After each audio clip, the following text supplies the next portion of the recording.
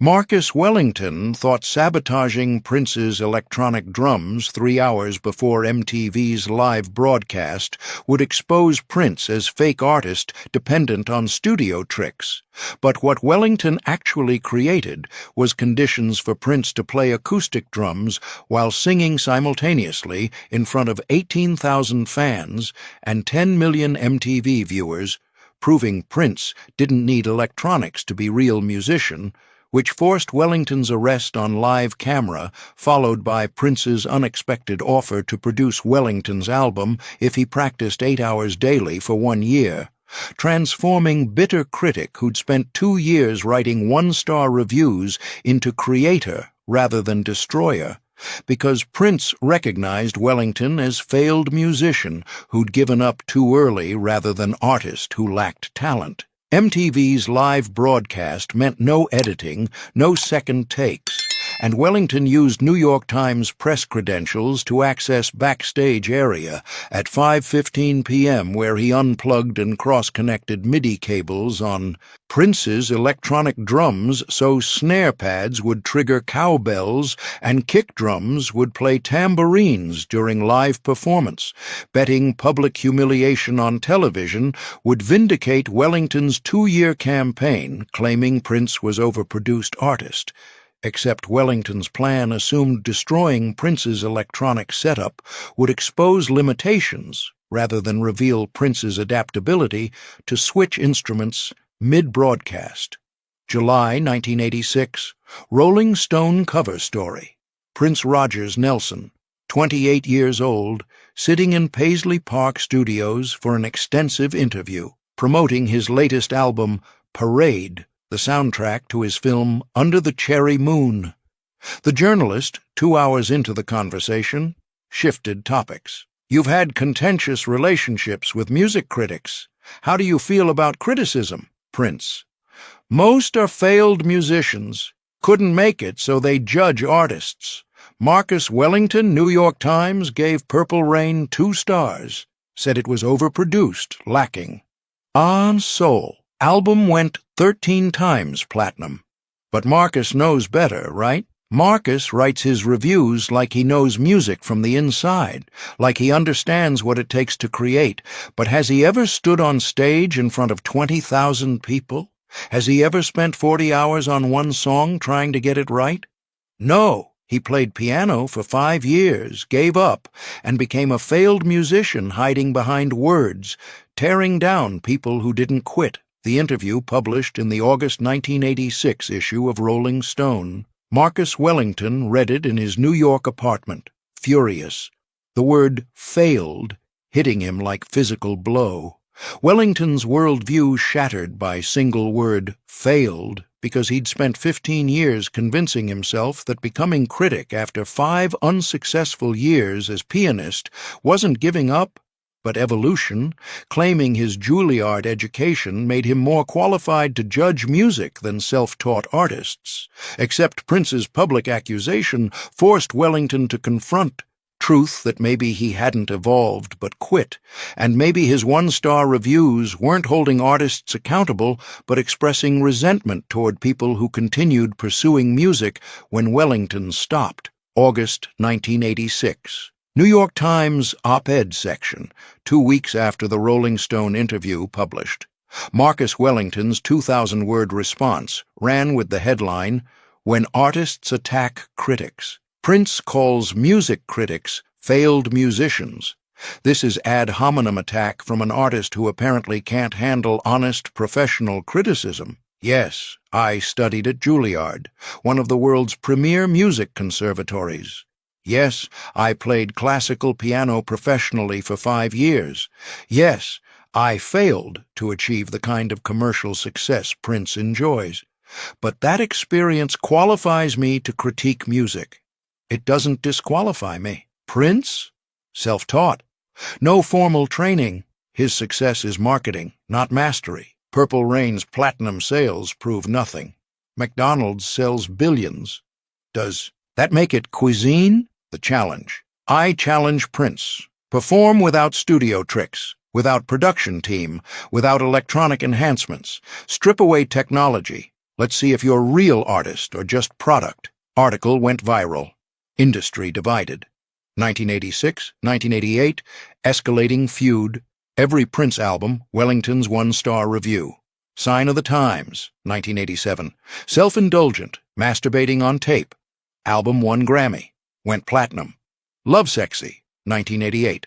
Wellington predicted commercial failure. Album went platinum in 3 weeks. Wellington's credibility eroding, but doubling down. Because admitting Prince was talented meant admitting Wellington quit too early.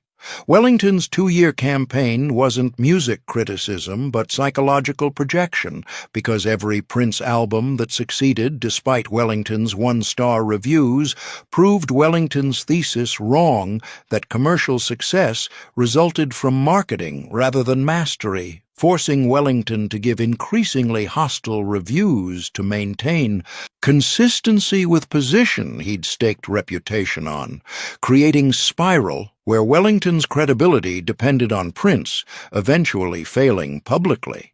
August 15, 1988. The Forum in Inglewood, Los Angeles.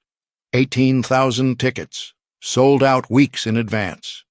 MTV had made a major announcement. Prince, Lovesexy Tour, live broadcast, no tape delay, no editing, completely live. This was unprecedented for MTV. Usually performances were pre-taped.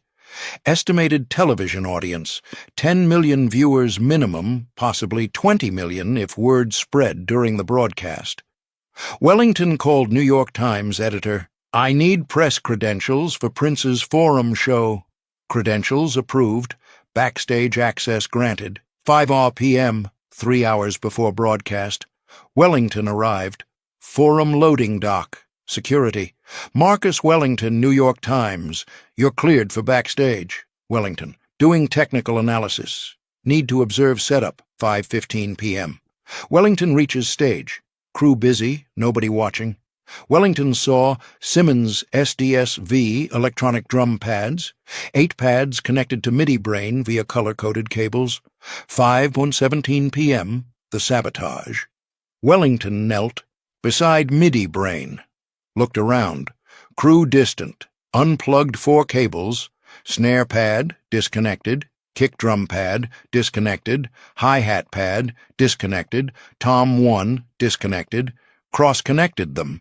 Snare cable, cowbell output, kick cable, tambourine output, hi-hat cable, Tom 3 output, Tom 1 cable, cymbal output. Result: hit snare, get cowbell, hit kick, get tambourine. Complete chaos. But cables looked connected. Nothing visibly wrong. Wellington stood, walked away, exited backstage. Wellington's sabotage revealed fundamental misunderstanding because Wellington assumed Prince's reliance on electronic drums indicated inability to play acoustic instruments, not recognizing professional musicians use electronics for sonic qualities rather than compensating for lack of skill, making Wellington's sabotage less exposure of Prince's limitations and more demonstration of Wellington's own ignorance about how professional touring musicians work. 7 p.m. Sound check. Atlanta Bliss, drummer, testing pads, hit snare, cowbell sound. Prince? Something's wrong. Prince. Fix it before show. We go live in 1 hour. Tech crew examining MIDI brain. Rebooted system, but cables still cross-connected. Tech. This doesn't make sense. System shows everything normal. Prince. Bring acoustic drum kit to side stage. Hidden. If electronics fail, I'll switch. Crew positioned acoustic kit stage left. Behind curtain. Emergency backup. Prince to Atlanta. If electronics fail, I'll take over drums, you grab percussion. Atlanta. You'll play drums and sing? Prince. If I have to. 8 p.m. MTV Live. Broadcast begins. MTV announcer.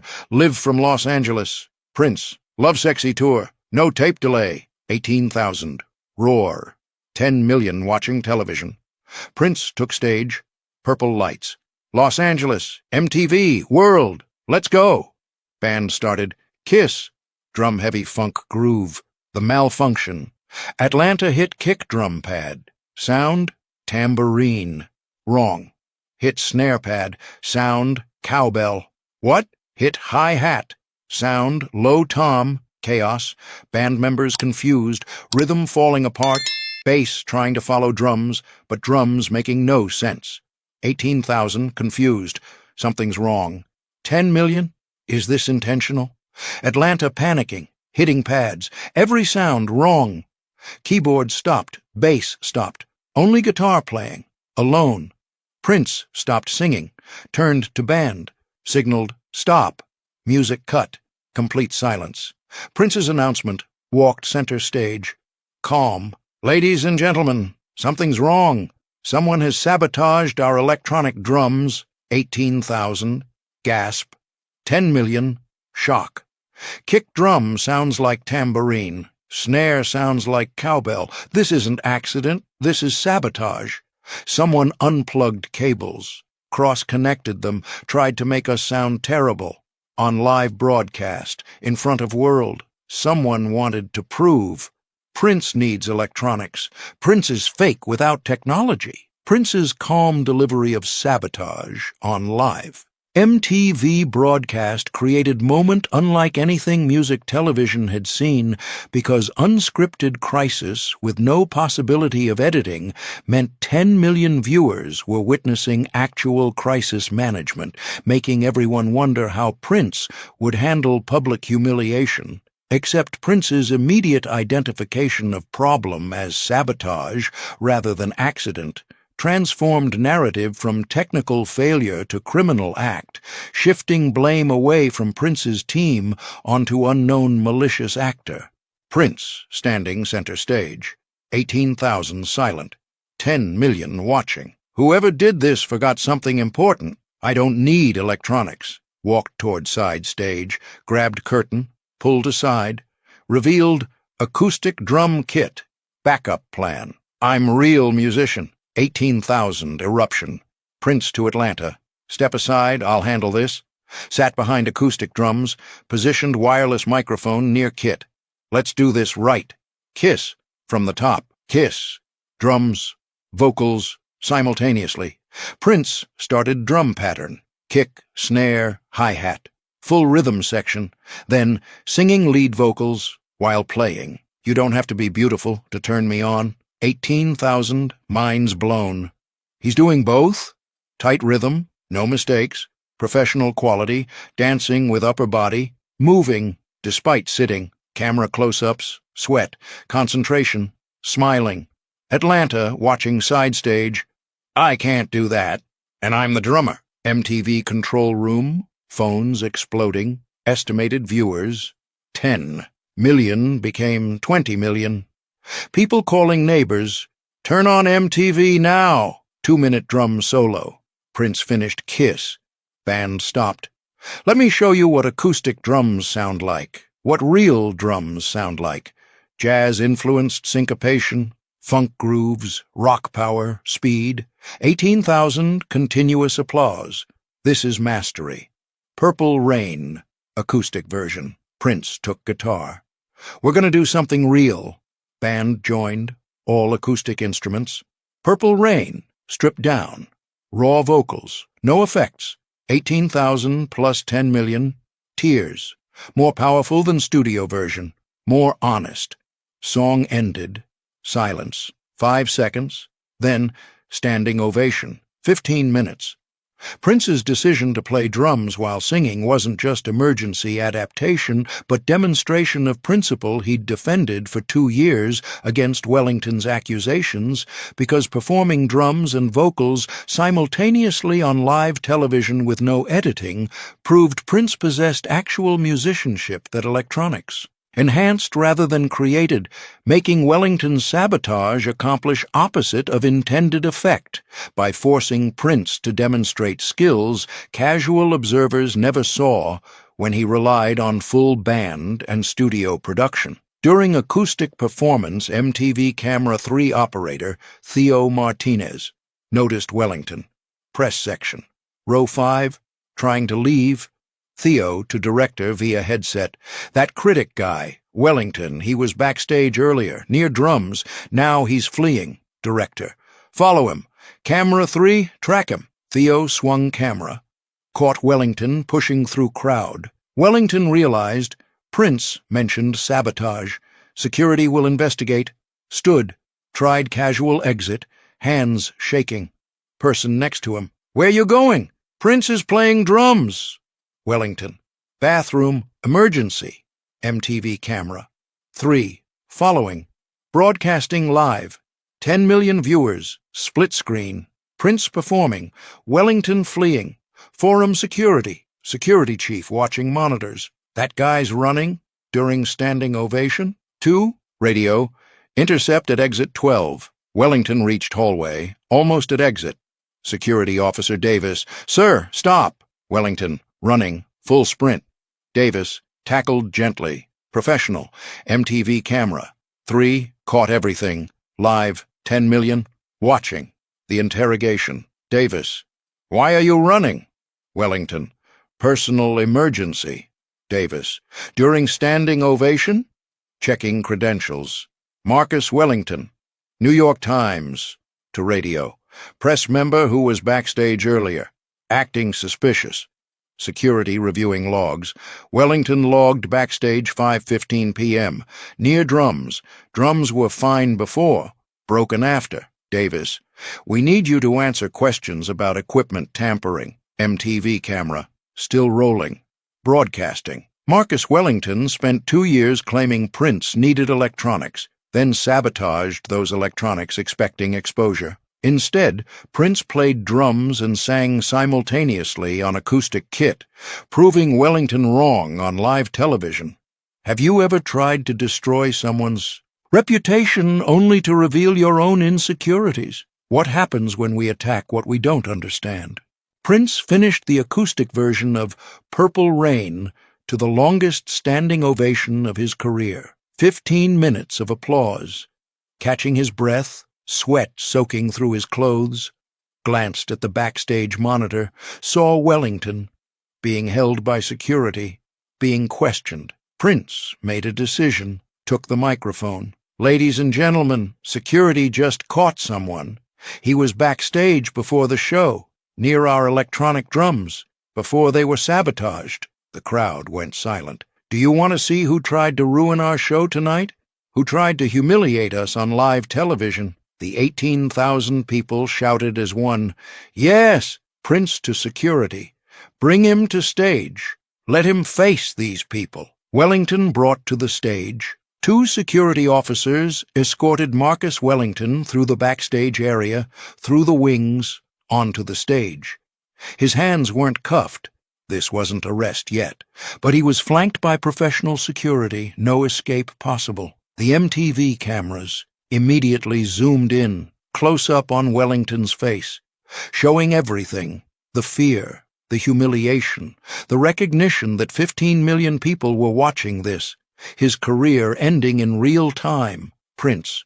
Marcus Wellington, music critic, New York Times. 2 years ago, Marcus called Purple Rain overproduced, lacking soul. 2 stars, despite 13 times platinum. Marcus challenged me. Perform without electronics. Prove I'm a real artist. Tonight, Marcus sabotaged our drums, unplugged cables, cross-connected them. 18,000. Booing. Marcus wanted to prove Prince needs technology. Prince is fake, but you just watched me play acoustic drums. Sing at same time. No electronics. Real music. Prince handed microphone to Wellington. Tell them. Why? Wellington, shaking. I wanted to expose you, prove you're not as good as people think. Prince. So you sabotaged equipment? On live broadcast? Wellington. Yes. Why not write another bad review? Wellington, breaking. Because nobody reads my reviews anymore.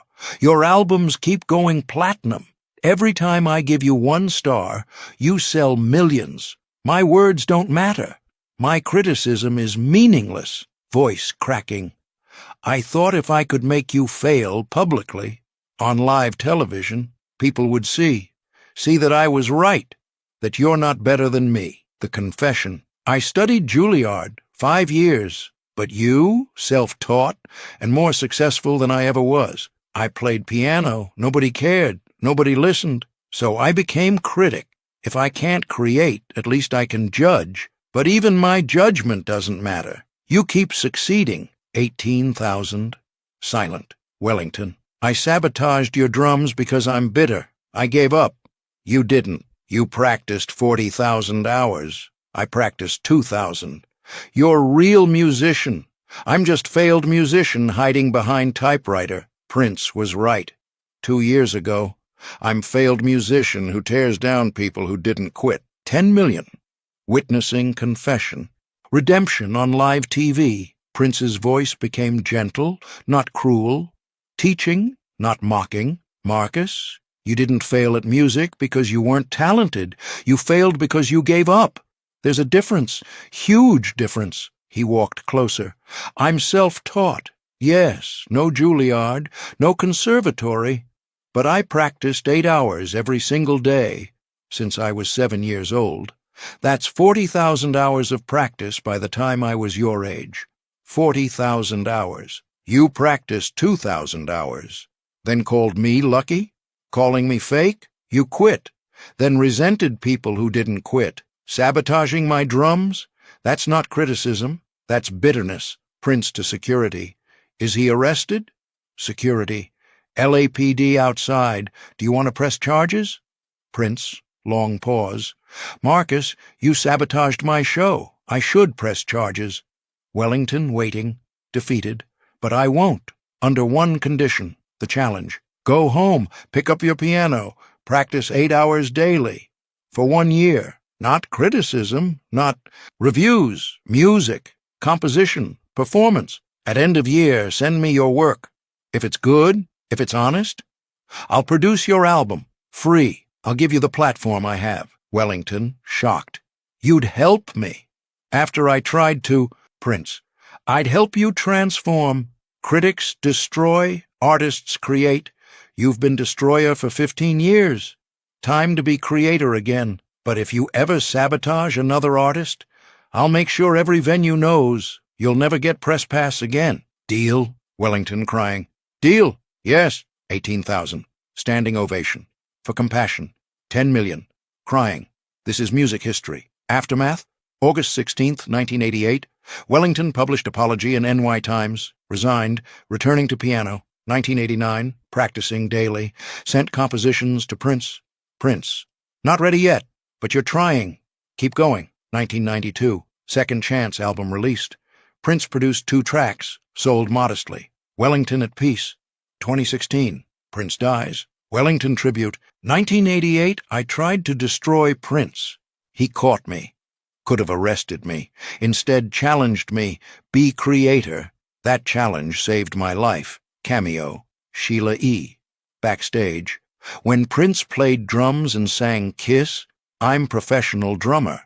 Toured with Prince for years. I can't do that. He's superhuman. And his response to Wellington, not revenge, compassion. He could have destroyed Wellington. Instead, gave him new career. That's why Prince was king. Critics destroy because they gave up creating. Prince proved 40,000 hours, beats 2,000 hours plus bitterness. When someone tries to sabotage your work, greatest revenge is proving them wrong through excellence, then offering redemption. Share this with someone who needs reminder. It's never too late to return to creating what you once gave up. Real kings don't crush critics. They transform them into artists. I practiced 40,000 hours. You practiced 2,000. That's not luck. That's devotion. Prince, 1988.